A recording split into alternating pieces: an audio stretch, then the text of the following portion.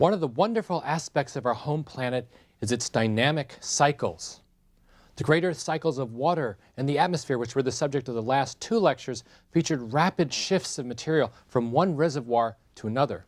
Changes often take place over a few hours or a few days, so it's easy to see how the sun powers these systems and how human activities can modify their operation in ways that cause concern for human society. So we're all directly involved in the water cycle, and everybody talks about the weather. But not everybody talks about rocks. The rock cycle operates on a vastly longer time scale than many other more obvious cycles. But if you take the time to study them, you find that the rocks reveal the complex history of Earth's landforms, as well as the major events in the history of life. In this lecture, I'll introduce the three major classes of rocks: igneous rocks, sedimentary rocks, metamorphic rocks.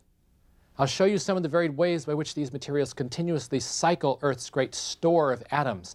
And then I'll tell you about the amazing stories of the epic journeys undertaken by some of my favorite rock specimens.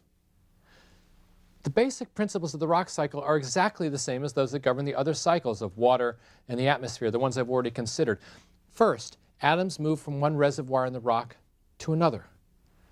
The reservoirs may not seem obvious at first, but we'll see that there are lots of different kinds of rocks that form in a variety of ways.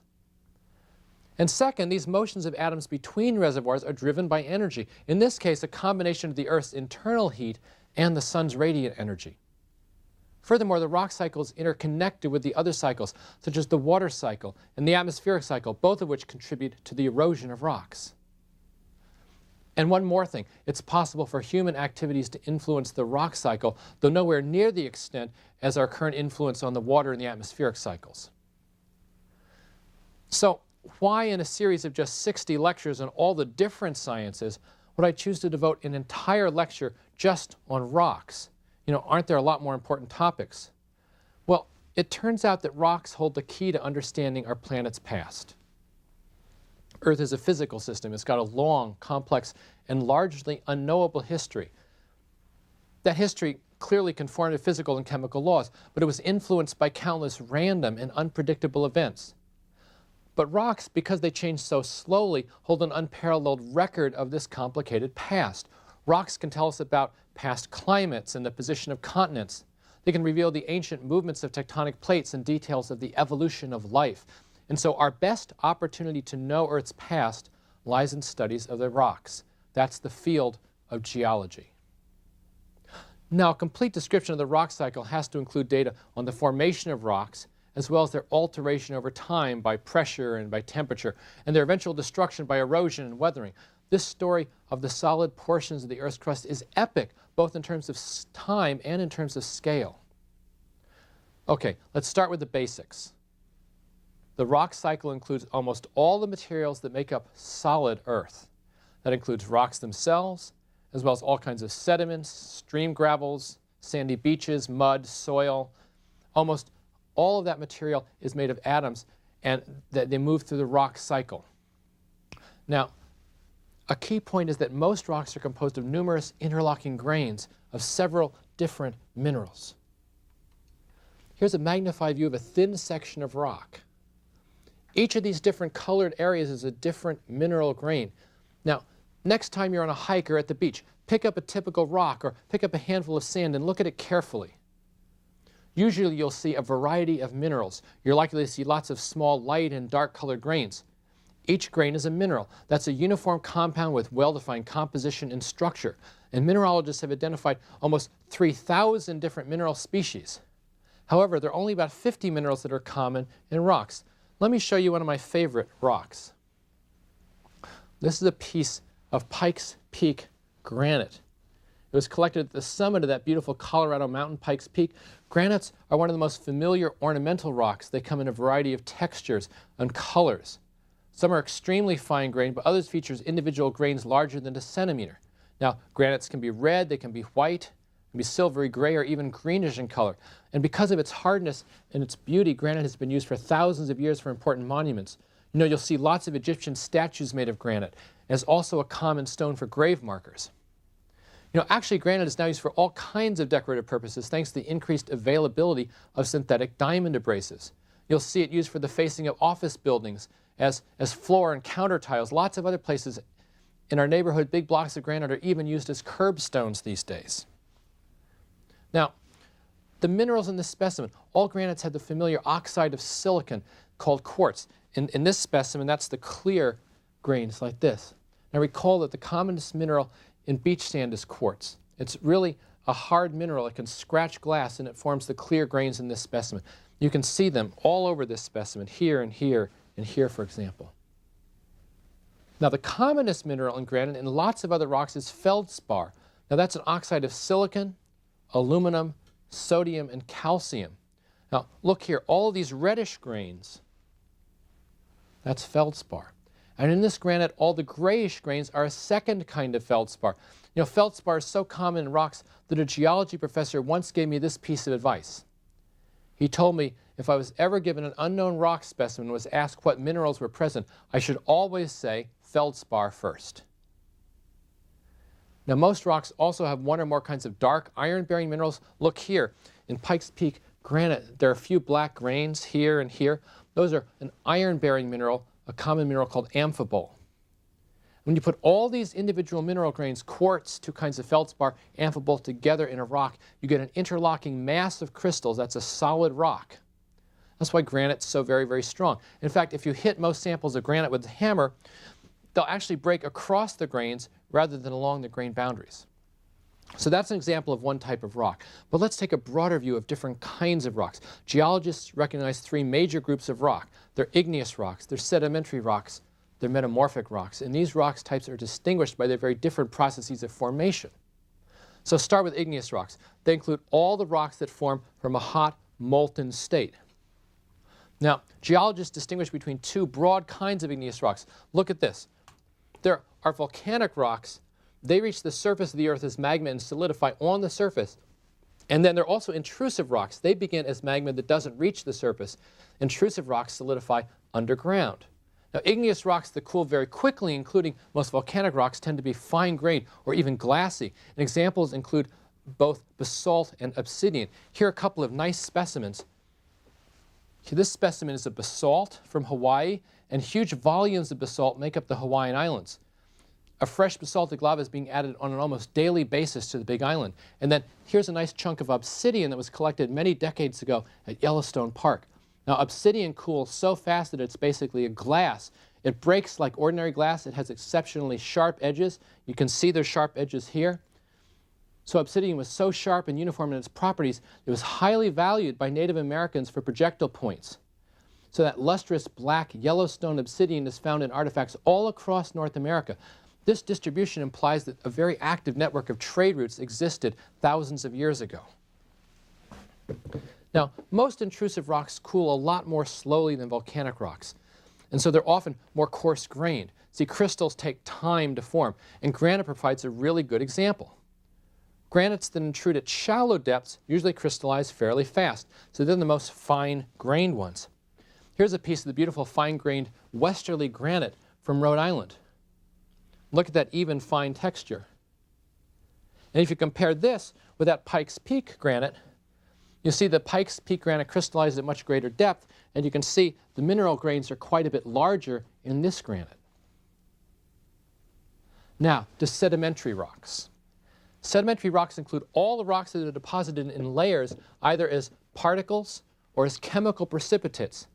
Now, these layered rocks are quite distinctive and easily recognized from a distance because of the varied layers. And there's really quite a variety of sedimentary rocks. Sandstones, they're sedimentary rocks formed from sand, which accumulates at ocean margins and in deserts. Now, many sandstones actually feel rough like sandpaper, and you often can see individual sand grains with your eyes. And then there's shales. They include various kinds of sediments with more fine-grained particles. Shales form from layers of mud and from silt. And sediments like that often accumulate on the deep, calm bottoms of lakes or oceans, where these sediments accumulate very, very slowly, only a fraction of a millimeter per year. And then there are limestones, and they form from the gradual buildup of calcium carbonate. All over the country, there are limestone formations many thousands of feet thick. These deposits, they result from the slow, persistent rain of the hard parts of dead animals, such as mollusks or coral, or from slow chemical precipitation of calcium carbonate. And one of the things I absolutely love about sedimentary rocks is that they often hold amazing fossils. Fossils are the evidence of past life, and they often preserve forms of life that are radically different from the forms of life we see in today's oceans. Just look at this gorgeous creature. This is an incredible trilobite. It came from sedimentary rocks in Russia that are more than 450 million years old. Now, this creature once swam in a shallow tropical sea, and when it died, it became part of that sedimentary record. Well, I'll tell you a lot more about fossils in Lecture 56. Suffice it to say that fossils provide an invaluable information on the environment of a rock as well as the age of that rock. By the way, coal is a sedimentary rock that's formed from layers of dead plant material. You can imagine a swamp where plants grow and die and build up a thick layer that's rich in carbon. Now, there's one other aspect of sedimentary rocks I have to mention. That's the law of superposition. This law states that younger layers of sediment are always deposited on top of older layers. So that's a very powerful way to deduce the aspects of an area's geological history. If you look at thick layers of sediment, you can often see a sequence of changes. Changes of sea level, for example, or changes in climate. For example, in many places in Pennsylvania and in West Virginia and Ohio, you'll see a sequence of sedimentary layers that oscillate from shale to limestone, to sandstone, to coal, and then back again. Well, think about what that sequence might mean. The shales form in relatively deep water. Then the limestone represents a reef fairly near the shore, the sandstone is a sandy beach, and finally the coal forms in a coastal swamp. So this sequence represents the recession of an ocean over many thousands or millions of years. And when you see sea level rises, you go back through the sequence of coal, sandstone, limestone, and shale. Now, the third kind of rock is metamorphic rock. Metamorphic rocks include all rocks whose mineralogy is altered by the effects of the Earth's temperature and pressure. In an earlier lecture, I told you about phase transitions, such as the transformation of graphite into diamond that occurs deep within the Earth. Well, humans have managed to duplicate that transformation in the lab and now in large factories by creating artificial high temperature and high pressure environments. Well, it turns out that many minerals undergo exactly that kind of dramatic phase transitions when they're subjected to high temperature and pressure. Indeed, virtually every mineral will change at some extreme pressure. So all igneous and all sedimentary rocks may be transformed deep in the earth. And let me give you a sense of what happens when you subject a shale to higher and higher temperature and pressure.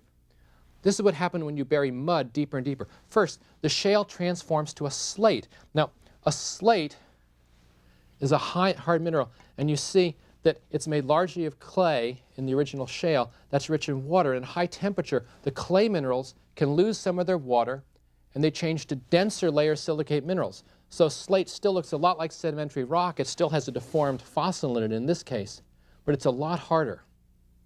Then at higher temperature, the slate transforms to a schist, and that has new minerals, exact same composition, but new minerals.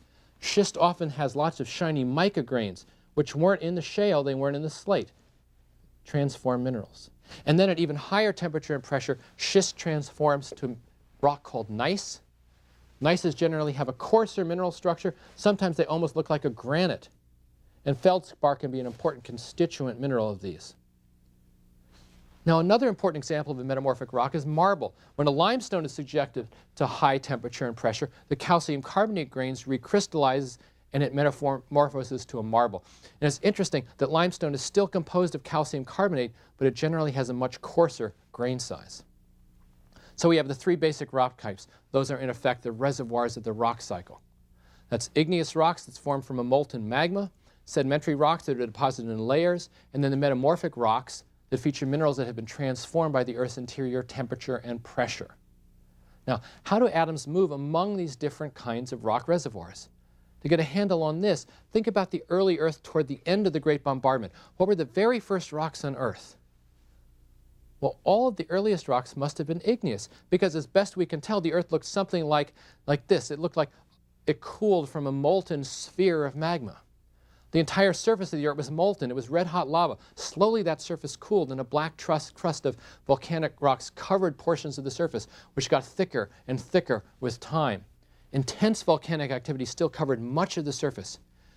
Now, many of these volcanoes released less dense material with a composition of granite, and these lighter rocks would eventually form the continents. Now, as the first igneous rocks were formed, volcanoes continued spewing gases such as water vapor, carbon dioxide, nitrogen into the young atmosphere. That means exposed rocks were subjected to the atmosphere in the first rains, and so they began to weather and they began to erode. The first igneous rocks began to break down into small particles that must have accumulated in low-lying areas as layers of sediment. Now, sandy beaches may have formed along the shores of the first oceans as fine-grained sediments blew from land and settled into the ocean basins. And then as these layers thickened and they hardened, the first sedimentary rocks were being formed. So atoms in igneous rocks cycled into sedimentary rocks. And then plate tectonic processes. These on the young, hot Earth, they must have been much faster than today. So new igneous rocks would have formed more quickly at divergent boundaries, which must have spread at a faster rate. And then these igneous rocks were also subducted back into the mantle at similarly high rates. In the mantle, these rocks were altered by temperature, pressure, partially melted, reworked. So plate tectonics is an integral part of this entire rock cycle. That was true 4 billion years ago. It's still true today. Of course, what's true for igneous rocks may also be true for sedimentary rocks. Sediments were also buried deeply. They were subjected to high temperatures and pressures. That means sediments were recycled in part by metamorphism and in part by melting to form new magma and new igneous rocks. And these processes can be closely related. In many places, a body of sedimentary rock can be heated to very high temperature by an intrusive body of igneous rocks, and that can cause a dramatic halo of metamorphic rocks around the igneous rocks. So in one fairly small region, you can find all three kinds of rocks. Now, one classic locality where this has happened is the Black Hills of South Dakota. At the center of the hills is the granite intrusive body. That's where the famous Mount Rushmore sculpture of the Presidents is located. Well, that granite mass was intruded into sediments, which were metamorphosed by the granite's high temperature. So if you have a thick halo of metamorphic rocks surrounding the granite, and then you have lots of layers of sediment forming a ring of foothills around the more resistant metamorphic rocks. Today, the cycle that forms igneous and sedimentary and metamorphic rocks continues. Here's a diagram of this cyclical process. As you can see, the material that forms rocks constantly recycles from one rock type to another. The same atoms are used over and over again. Now think about this cycle from the point of view of a silicon atom. That'll typically be bonded to 4 oxygen atoms in minerals. That silicon atom might start the cycle as a part of a magma, and it might end up in a granite intrusion as part of a quartz grain. And for tens or hundreds of millions of years, that silicon atom is locked away in the granite. But gradually, through processes of uplift and erosion, that atom becomes part of a sedimentary grain of quartz, perhaps in a gravel deposit or beach sand. And sooner or later, that grain will become part of a sedimentary rock, just a tiny part of a layer in the layer upon layer of sediments that may accumulate to tens of thousands of feet in thickness. Now, the same quartz grain might go through several cycles of sediment as rocks are formed and they erode away over and over again. Eventually, the sediment layers that hold our silicon atom will be subjected to high temperature and pressure, and the layers will become metamorphosed, and the same silicon atom will become part of a metamorphic rock. And if it's deeply buried enough so that the high temperature gets really high, then the silicon atom might once again become part of a magma. It might melt. By the way, I think you can see that energy drives this slow and stately rock cycle. The Earth's inner heat melts and metamorphoses deeply buried rocks. It provides the energy for igneous rocks and for metamorphic rocks. That's the right-hand side of the diagram. Meanwhile, the sun's energy drives the atmospheric and water cycle, which leads to processes of weathering and erosion, and that's the left-hand side. So how do geologists deduce the history of a rock? See, geology is the science of rocks. First and foremost, it's a field science. When geologists go into the field, they make observations and they make measurements on rocks. But how do you measure a rock? Well, it turns out that rocks in the field have lots of measurable properties. For one thing, it's important to map out the distribution of different kinds of rocks on the surface. This geology map shows different rock formations in different colors. So you see a pattern of rock types. Now, a major task is to describe these different formations. A geologist collects hand specimens of the different rocks, and then she'll determine what minerals make up the rocks and look for signs that the rock has been heated or squeezed or stressed in some way. If the rocks are sediments with fossils, then it's likely that a collection of those fossils will be made for further study by paleontologists. And if there's an igneous or a metamorphic rock, they'll likely take back samples to record their ages with radiometric techniques. I've actually had some experience with this aspect of field geology, because back during the summer of 1970, when I was a graduate student, I worked for the U.S. Geological Survey in the Colorado Rockies. We were studying ancient volcanic rocks, and a big part of the summer was devoted to collecting samples for dating. And I'll tell you, this is a brutal task. We had to carry a sledgehammer up the side of a 14,000-foot mountain. And then we spent hours hammering away at an outcrop to get fresh, unweathered rock. And then we'd have to walk back to our base camp with anywhere from 50 to 100 pounds of rock on our back for dating. Now, ultimately, that rock had to be ground up to extract small amounts of a mineral called zircon, which concentrates uranium, and it's ideal for dating volcanic rocks. And here's something else. If the rock formations are layered, then you can measure the orientation of the layer with two angles called the dip and strike. Here, look at this. Imagine this is a layer of rock. So the dip is the maximum tilt of the layers, like this, while the strike then is the compass heading of a horizontal layer, a horizontal line within that layer. And you can record that information on your map with arrows and numbers. So here, for example, on this map, the rock layers are dipping at 22 degrees to the east. And here they're dipping west, so this is a fold. Now, by taking lots of measurements of this type, of geologists can map out folds in the rock layer as well as faults where two blocks of rocks have become offset from each other. And the law of superposition allows field geologists to figure out which layers are older and which ones are younger. And another way to determine age relationships of different rock types is to look for cross-cutting. Younger intrusive rocks always cut across older formations. So every time a geologist confronts an outcrop, there are lots of things to do, lots of measurements to make. But most of all, geologists think about history. Every outcrop of rock, every cliff, every road cut has an ancient history. Geologists use subtle clues to deduce that history. Now, because the Earth constantly recycles its rocks, most of that history is lost.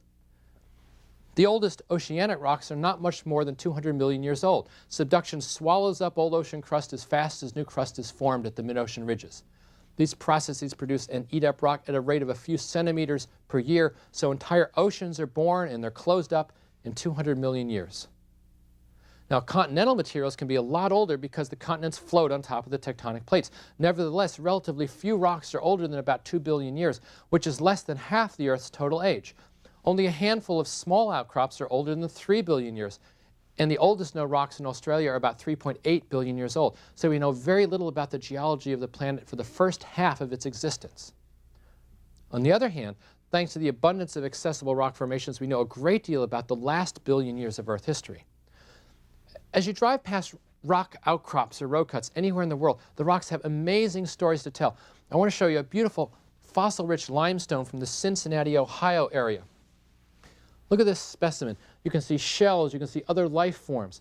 If you're ever driving in the Cincinnati area, just take a few moments to stop by almost any road cut, at least anywhere where it's safe, and you're almost guaranteed to find fossils like this. You see, about 500 million years ago, the Cincinnati area was under a shallow tropical sea. It was an inland sea that covered much of North American continent, a great coral reef system, teemed with life. It deposited thick layers of limestone. And then in what was a really happy coincidence, those thick sediments were infiltrated by water that was rich in silica. So the shells underwent a process known as silicification. That produced extremely resistant fossils that weather out with lots of exquisite detail. And so the Cincinnati area features amazingly abundant fossil deposits with literally hundreds of different fossil species. So here's what happened. The limestone layers were laid down in the shallow sea, and gradually for another 150 million years, the reefs were buried. The inland sea of the north was filled with many thousands of feet of sediment, including sandstones and shales, more limestone, as sea levels rose and fell. These sedimentary rocks occur throughout the Midwest, and there are now tens of thousands of feet of total sediments. So by 350 million years ago, the basin was much shallower, and land sediments, including coal layers, were deposited in Ohio and adjacent states. And then 200 million years ago, great tectonic forces caused a gradual arching of North America, and the thick layers of sediments were slowly eroded away. That was aided by the Ohio River, by the way, until the ancient rocks of the coral reef were once again exposed. And that's what you see today in those road cuts.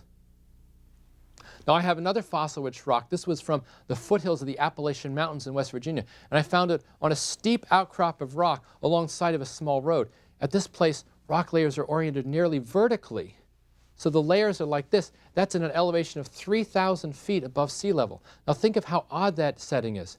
At least in Cincinnati, the fossils are in more or less flat layers, and they're not at very high elevation. So that story didn't involve drastic movement of the entire rock formations.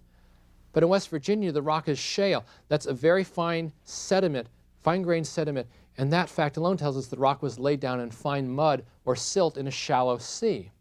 And what's more, these fossil species are quite distinctive, and they reveal both the age and the environment of the rock. These shells are from about the Silurian period. That's 400 million years old. All over the world, you can find similar fossils and rocks of that age. And they're also saltwater shells. They're diagnostic of a marine environment. So the rock was formed in an ocean about 400 million years ago. Now, by looking in the adjacent hills of Virginia and West Virginia, geologists have found that many thousands of feet of sediment accumulated in this sea. It was once bounded to the west by a mountainous continent and to the east by a series of volcanic islands. And that geometry is a lot like the Sea of Japan today. In the Sea of Japan, you have the continent of Asia with mountainous China to the west, and then the volcanic islands of Japan to the east. And that's a key point about geology. The details may change, but the patterns keep repeating themselves. Now, at that time, the ancestral Atlantic Ocean, that's the version of the Atlantic before the present ocean, extended farther to the east, and it was slowly closing. So about 250 million years ago, continued plate motions closed up the ancestral Atlantic Ocean. What's now northern Africa plowed into what's now North America at the convergent boundary. And when two continents collide at a convergent boundary, the result is high mountains. In this case, the mighty Appalachian Mountains, which were once the greatest mountain range on Earth. Now, they would have looked something like the Himalayas today. Those young mountains would have been the subject to rapid erosion, but even faster uplift. As the Appalachians grew higher and higher, the fossil-bearing sediments were crumpled, they were tightly folded, they were thrust onto the eastern flanks of the new mountain range. So you had the central core of tall mountains, and then a sort of icing of these folded shales onto the side. Plate tectonics continued to play a role. About 150 million years ago, North America and Africa began to separate again. They opened up the modern Atlantic Ocean. And without the convergence of the two continents, the Appalachian Mountains no longer grew higher. So erosion, it gradually ate away at the high peaks, the sharp ridges of rock. And today, after perhaps 200 million years of weathering, the Appalachians are still very big mountains, but they're much smoother, they're worn down. And enough rock remains for geologists to tell their story. I want to tell you about one more specimen of rock. This one is a metamorphic rock. Here's a beautiful piece of polished Vermont marble. Now, marble is a hard, dense rock. It's composed primarily of calcium carbonate. That's the mineral calcite. Marble's been highly valued for thousands of years because it's hard enough to take this kind of high polish, but it can be cut with metal saws and other tools. Marble was discovered in the mountainous regions of central Vermont in the 19th century, and it turned out to be a boon. These marble quarries were relatively close to Lake Champlain, so there was an easy transportation route down to New York and Boston and other growing cities in eastern United States. This rock has a very long history, and actually began as part of a coral reef in an ancient tropical sea. At one time, long ago, perhaps 450 million years ago, it was probably loaded with fossils similar in age to the Ordovician rocks from the Cincinnati area. Now, that limestone formed as countless tiny organisms added their hard shells to the sedimentary mass.